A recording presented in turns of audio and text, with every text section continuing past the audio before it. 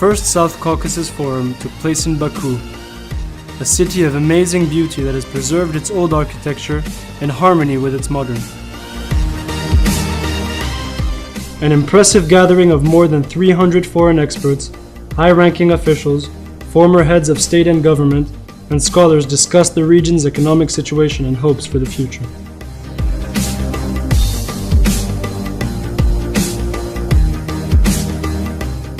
Key messages were presented and commitments made to raise awareness and contribute to building a shared society in Azerbaijan. In his opening remarks, President Aliyev acknowledged Azerbaijan's regional ties while pointing to economic diversity as a priority for his administration. He noted the country's tremendous strides towards a booming economy and the reduction of poverty, and stressed that if we do not diversify our economy, we cannot gain greater achievement. President Aliyev concluded by saying that the Azeri economic progress since independence had been consolidated and that the next step was to turn black gold into human capital through education and progressive policies.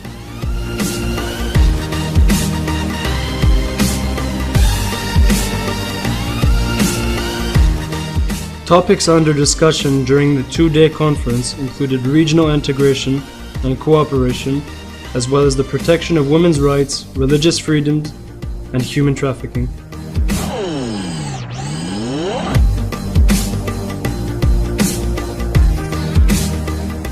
During the umbrella of this prestigious event, End Human Trafficking Now organized a special session on combating trafficking in human beings, improving prevention and prosecution. Human trafficking, the fastest growing global criminal activity affecting all countries, has been described as one of the most profitable illegal businesses, generating anywhere between 32 and 100 billion US dollars a year. It is based on the profits made through traffic labor where people are coerced to performing jobs under slave-like conditions, the modern-day slavery of our time. The session was an interactive one that explored different aspects of human trafficking, such as security, legal or business, and suggested good practices and solutions to address this illicit trade. The media have largely been responsible for bringing this issue to the wide public, forcing countries to recognize the existence of this horrendous crime. Well, the reason that I made the first film called Human Trafficking actually in 2004, I believe, was because I was working with Amnesty International as their Stop Violence Against Women campaign spokesperson.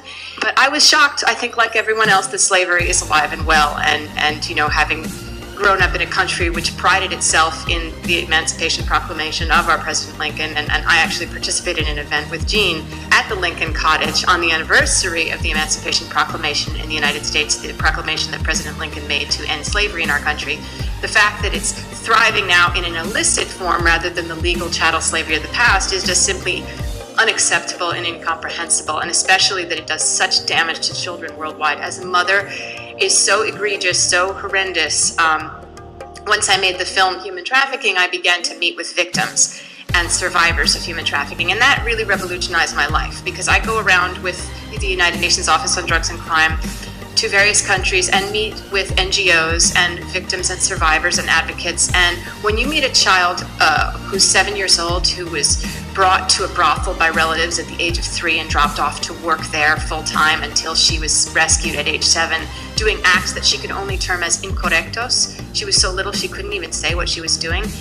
To know that she was used by men as a prostitute at the age of 3 to 7, it's so repulsive and so heartbreaking that you have to galvanize, and you have to say that if you are aware of this and you're not doing anything about it, then you're part of the problem. And we all have to be part of the solution. And this is something that affects every single society. I really, truly, I'm not convinced that there's any country on earth that is not touched by human trafficking. Social media has facilitated in a both positive and negative sense. It has helped the most vulnerable to be alerted at the risks of being trafficked. At the same time, it has allowed the youth to communicate and organize campaigns amongst themselves to prevent and contribute to projects in support of victims. And these changes might not be visible now, but we're given presentation, we are raising awareness. People are becoming more and more aware from an increasingly young age. I think social media is a huge role in raising awareness. In, for example, this cause, there's 2 Facebook groups. There's End Human Trafficking Now and there's Youth Against Human Trafficking. And I think there's over 10,000 members already. 30,000 members already. And basically on the Youth Against Human Trafficking Facebook page, all over the world, there's new groups that form in all countries. For example, what we are doing in Geneva, and they post what they're doing every day. And it's a sort of motivation for everyone. It keeps us all going.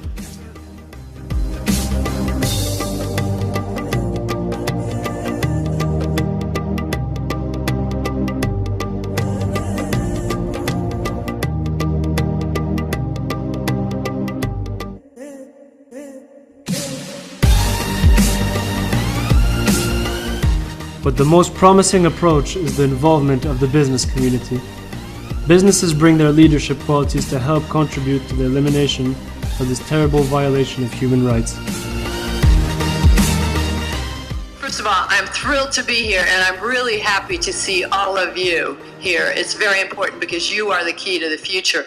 You know, NGOs, governments, civil society have been on this issue for over a decade and have made some progress. It's not like nothing has been done. Great connections have been built. But when you think about who can have the most impact, businesses buy. They buy things, they buy services. So we have a very simple request to all businesses, and having run, I think, the 2nd largest supply chain in the world for about 20 years, the request is very simple: clean your supply chain. Now, it's a simple request. It requires a lot of work, but let me just start. I'll make a few short comments on this and then turn it over. There's everything to be gained. I think it's going to, if nothing else motivates you, it's going to enhance your compliance. New legislation is on the horizon. We have the California Transparency Act in the United States. The EU is currently debating legislation that is designed to have companies certify their supply chains going forward. And you know, big businesses, there's nothing wrong with being a good corporate citizen because it's just simply morally right? So tell your friends in business they've got real business reason for doing it, but they're then the good guys too. First of all, before I do that, I want to correct one thing. Stephen talked about a $35 billion business. That number is used by the White House. I was at a couple meetings 2 weeks ago where they use it. It's used all over. It is wrong. I know it is wrong. We've hired some folks this summer to begin to get at it. That number is based on 2008 ILO data. If you simply extrapolate that and use econometrics, which is just a fancy word to say some modeling going forward, you get to $250 billion. I think it's going to be over $500 billion. So that takes businesses to have a fair fight when you've got $500 billion of illegal money floating around for the sale of people.